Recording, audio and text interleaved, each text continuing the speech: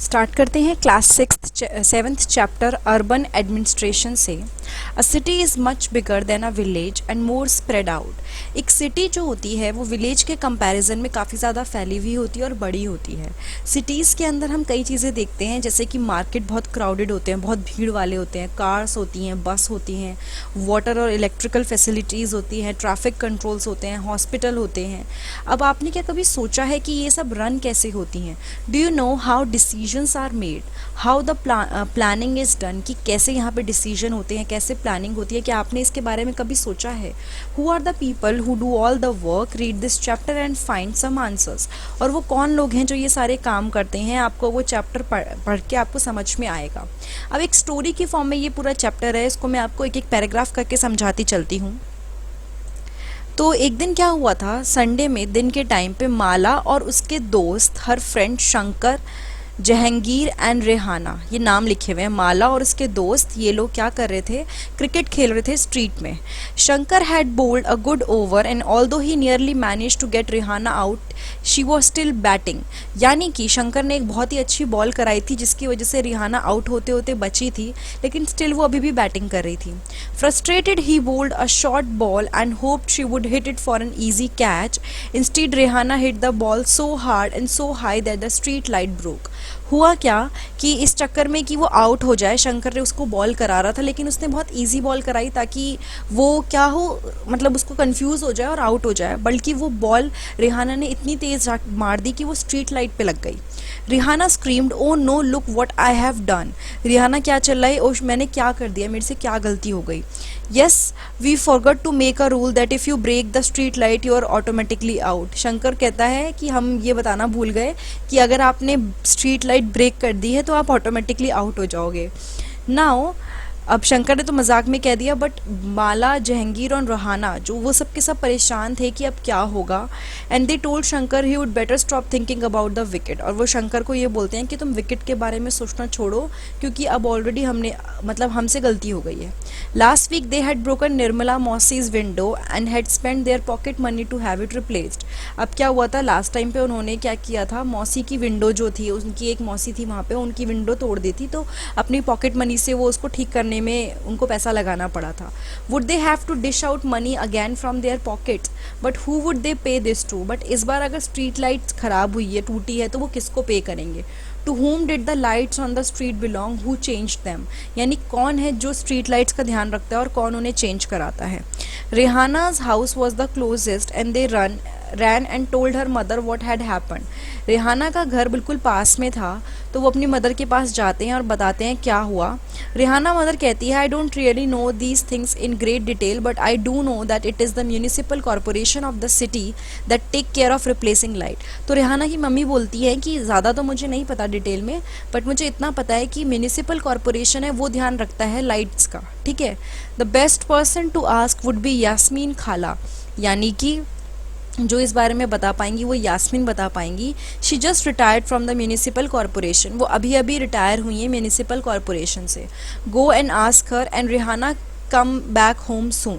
तो उसकी मम्मी बोलती है हरियाणा कि जाओ आप पूछ के आओ और आप वापस आ जाना थोड़े टाइम बाद। Yasmeen Khala lived in the same lane and she and Rehana mother were good friend. Yasmeen जो थी वो उसी लाइन में रहती थी जिसमें रेहाना रहती थी, और रेहाना की मदर और यास्मीन बहुत अच्छे दोस्त थे। तो बच्चे भागते भागते उनके घर जाते हैं, और जब वो जैसे ही गेट खोलती हैं तो वो उनको बताने लगते हैं कि क्या हुआ है पूरे दिन में, ठीक है।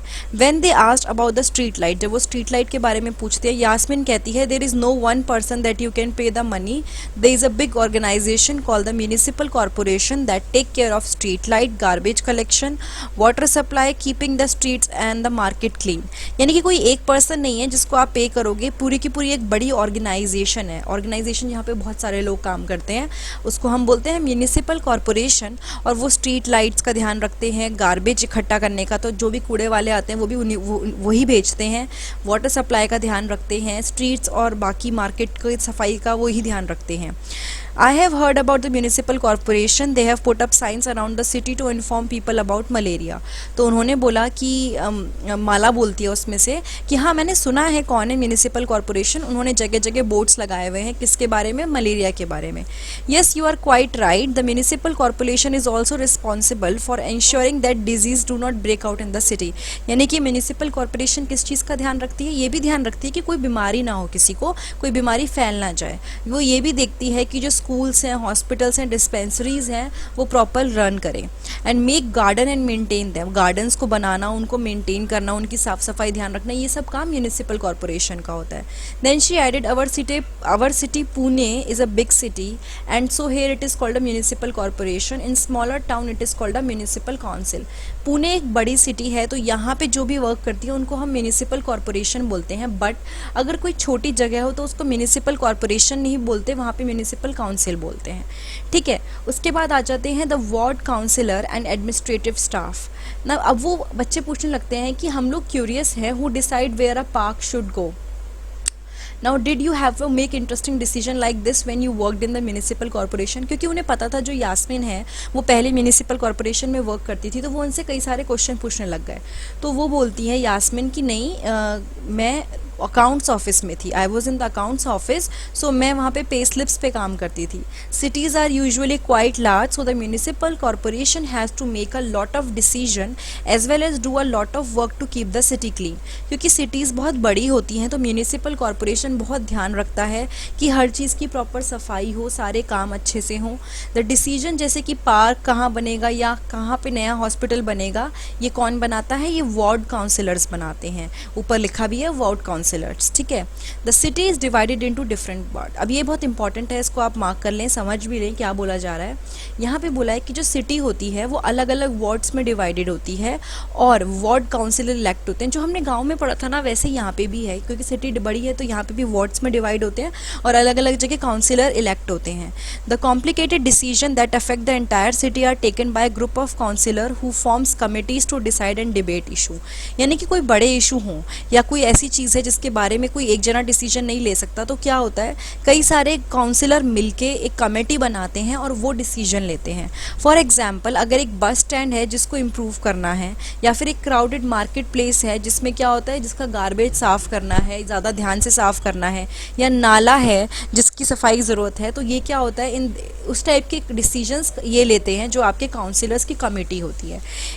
It is these committees for water, garbage collection, street lighting that decide on the work to be done. और यही कमिटीज़ होती हैं जो डिसाइड करती हैं कि कौन कैसे काम करेगा, गार्बेज कहाँ कलेक्ट होगा, मतलब किस तरह से फंक्शनिंग होगी, ये सब कमिटीज़ देखती हैं. और कमिटीज़ में कौन मेंबर होते हैं, काउंसिलर्स होते हैं. When the problem are within a ward then the people who live in the ward can contact their councillor. अगर एक छोटी सी प्रॉब्लम किसी वार्ड के अंदर है, बड़ी चीज़ नहीं है, तो वो लोग जो वार्ड में रहते हैं वो डायरेक्टली काउंसिलर को कॉन्टैक्ट कर सकते हैं ताकि उनकी प्रॉब्लम सॉल्व हो जाए. जैसे कि अगर समझ लो एक डेंजरस इलेक्ट्रिकल वायर है जो लटक रही है वहाँ पे कहीं पे, जिससे करंट पास हो सकता है, किसी को भी चोट आ सकती है, तो लोकल काउंसिलर से वो डायरेक्टली बोलेंगे और वो क्या होगा, इलेक्ट्रिसिटी अथॉरिटी उसको ठीक कर देगी. While the councillor committee and the councillor decides an issue, the commissioner and the administrative staff implement this. देखो, काउंसिलर कमेटी और काउंसिलर्स उसको क्या करते हैं, डिसाइड करते हैं, उस इशू को सॉर्ट आउट करते हैं कि क्या करना चाहिए. लेकिन उस बीच में कमिश्नर्स और कौन, एडमिनिस्ट्रेटिव स्टाफ, नाम लिखा हुआ है, कमिश्नर एंड एडमिनिस्ट्रेटिव स्टाफ, वो इनको इम्प्लीमेंट करते हैं ताकि ये काम अच्छे से हो.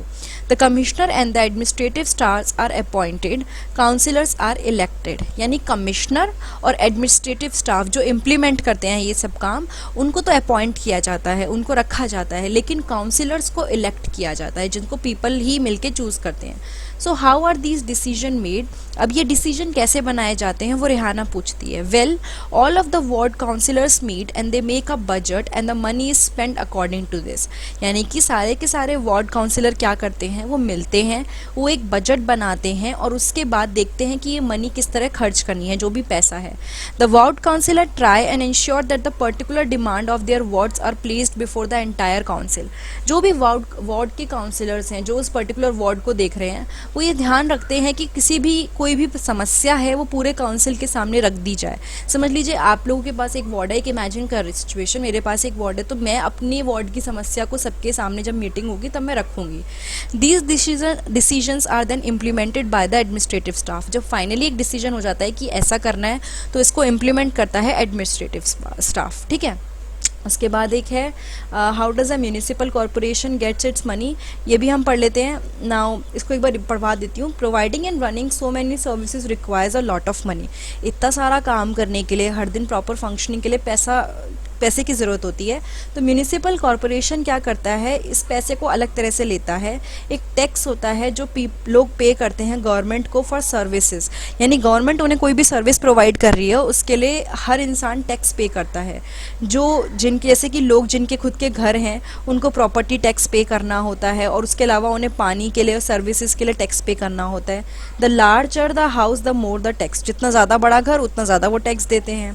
Property taxes however form only 25 to 30% of the money that a municipal corporation earn। Property tax से बहुत ज़्यादा पैसा नहीं आता, 25 से 30% टोटल पैसा आ जाता है।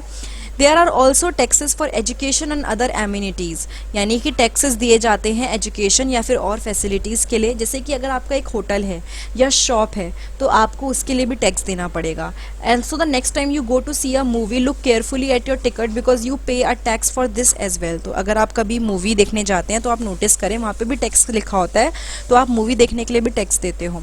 दस while rich people account for property taxes, a much wider population पे मोर जनरल टैक्सेस, यानी कि जो पैसे वाले लोग होते हैं वो प्रॉपर्टी के लिए टैक्स देते हैं, लेकिन बाकी जो पॉपुलेशन है वो जनरल टैक्स देती है, ठीक है।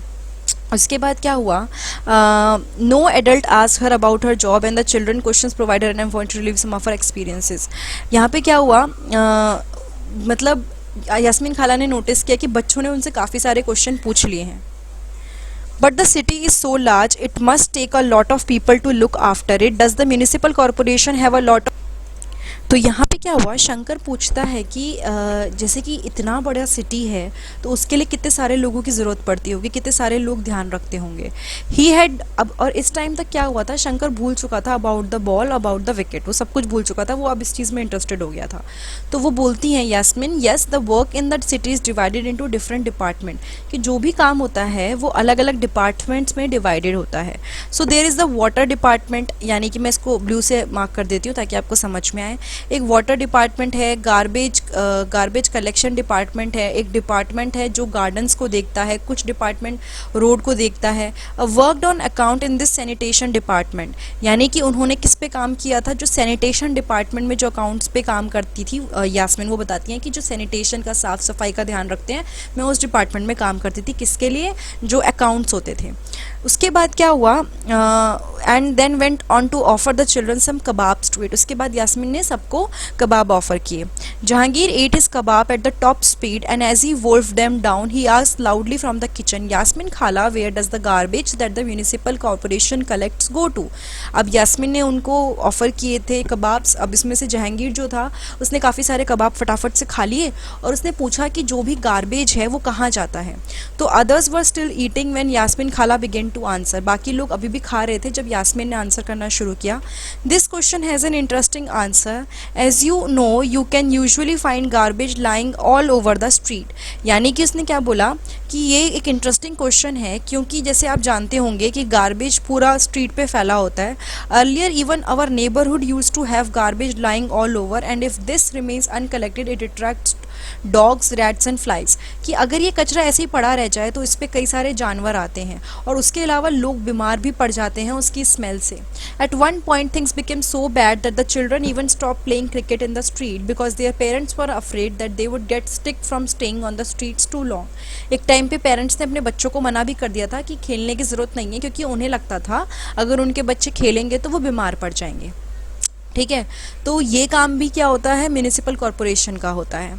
Now a community protest, Yasmin Khana ने बोला, the women were very unhappy about the situation and even come to me for advice, कि कई औरतें थी जो इस सिचुएशन से बिल्कुल भी खुश नहीं थी, जो स्ट्रीट्स पे कचरा फैला हुआ था, तो वो मेरे पास आई थी एडवाइस के लिए. I said I could try and speak with some officers in the department but I wasn't sure how long it would take. तो यास्मीन ने उन्हें बोला था कि मैं अपने जो डिपार्टमेंट के लोग हैं, क्योंकि वो वहीं काम करती थी, मैं उनसे बात कर लूँगी, बट मुझे ये नहीं पता कि कितना टाइम लगेगा. Then it was Gangabai who said that it is the ward councillor who we should go to and protest since we are the ones who elected him. तो उसके बाद गंगाबाई जो थी उन्होंने क्या बोला कि हमें अपने वार्ड काउंसिलर के पास जाना चाहिए इस प्रॉब्लम के सॉल्यूशन के लिए, क्योंकि हमने उन्हें अपॉइंट किया है तो हमें वहाँ पे इसलिए जाना चाहिए. She gathered a small group of women, तो उन्होंने कुछ औरतों को इकट्ठा किया और वो उसके घर चली गई और वो फिर वहाँ पे स्लोगन्स गाने लग गए, स्लोगन शाउट करने लग गए उनके घर के सामने. And then he came out and asked them what was wrong, और वो बाहर आता है और पूछता है कि क्या परेशानी है. Gangabai describe the situation in the locality to him, Gangabai ने उन्हें सिचुएशन बताई कि ये प्रॉब्लम है, इस तरह से कचरा इकट्ठा हो रहा है. He promise to go with them in the next day to meet the commissioner, और वार्ड जो काउंसिलर था उसने कहा कि मैं नेक्स्ट डे आपके साथ चलूँगा.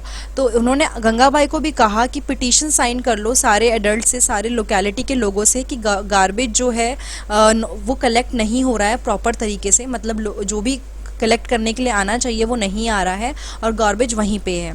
उसने ये सजेस्ट किया कि taking the local sanitation engineer with them the next day might be a good idea, कि जो वहाँ पे लोकल सैनिटेशन को देखते हैं वो इंजीनियर जो स्पेशलिस्ट होते हैं उनको ले जाना भी एक अच्छा आइडिया है. The sanitation engineer could also speak with the commissioner and tell him how bad the situation was, और सैनिटेशन इंजीनियर क्या करेगा, वो जाके कमिश्नर से बात कर सकता है कि सिचुएशन कितनी बुरी है. That evening children ran from house to house making sure that as many families as possible sign the petition. उस दिन बच्चों ने क्या किया, सारे के सारे वो एक घर से दूसरे घर गए ताकि फटाफट साइन हो पाए petition. The next morning a large group of women and the ward councillor and the sanitation engineer went to the municipal corporation office. अगले दिन जो भी वार्ड काउंसिलर थे, सैनिटेशन इंजीनियर थे और कई सारी औरतें, वो कहाँ पहुँची, म्यूनिसिपल कॉरपोरेशन के ऑफिस पहुँची. The commissioner met with this large group and began giving excusing saying that the corporation did not have enough trucks. और उसके बाद जो कमिश्नर है उसने क्या बोला, एक्सक्यूजेस देने शुरू कर दिए कि हमारे पास ट्रक नहीं है. बट गंगाबाई ने बोला, but you seem to have enough trucks to collect garbage from the rich locality. But आपके पास लगता है पैसे बहुत हैं रिच लोकेलिटी से पैसा मतलब गार्बेज लेने के लिए. That must have left him lost of words quipped Jahangir. तो जहांगीर ने क्या बोला कि आपने जब ऐसा मतलब गंगाबाई ने जब ऐसा बोला होगा तो वो तो चुप रह गया होगा. Yes, he said that he would take care of it immediately and Gangabai threatened that if it was not done in 2 days, a large group of women would protest in front of the corporation.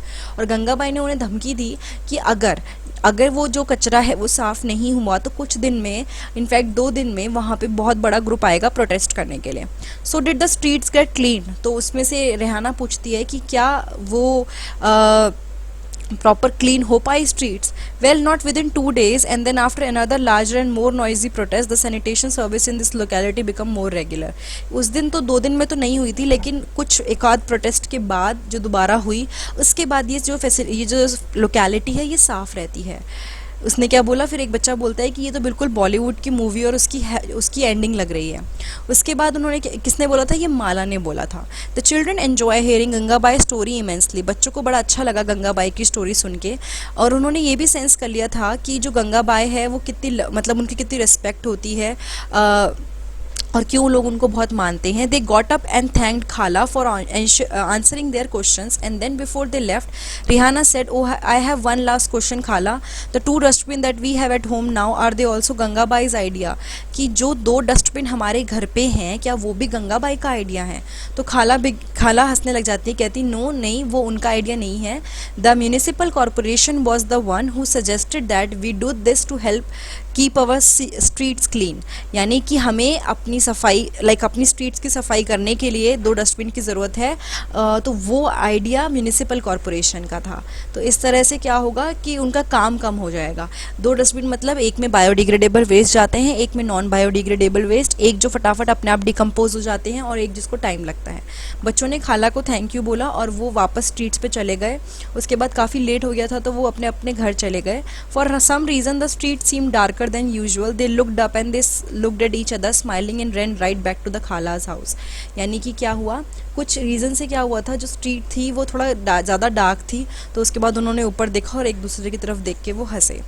तो इस chapter में हम लोगों ने पढ़ा about कैसे जो urban areas होते हैं वहाँ पे एडमिनिस्ट्रेशन वर्क करता है। तो ये था chapter 7 urban administration, class 6 civics का। अगर ये वीडियो आपको अच्छी लगी है तो प्लीज़ लाइक, कमेंट, सब्सक्राइब और शेयर करना मत भूलिए। नीचे एक बेल बटन आइकन है, अगर आप चाहते हैं कि वीडियो की अपडेट आपको मिल जाए तो आप उसको भी प्रेस कर सकते हैं, वरना आप मेरे चैनल पे जाके प्लेलिस्ट में कई सारी प्लेलिस्ट बनी हुई हैं, वहाँ पे क्लास के अकॉर्डिंग आपको चैप्टर मिल जाएंगे, सब्जेक्ट्स के अकॉर्डिंग, वो आप देख सकते हैं। और एक मैंने डिस्क्रिप्शन बॉक्स में भी लिंक प्रोवाइड करें, आप उनको भी देख सकते हैं। Thank you so much.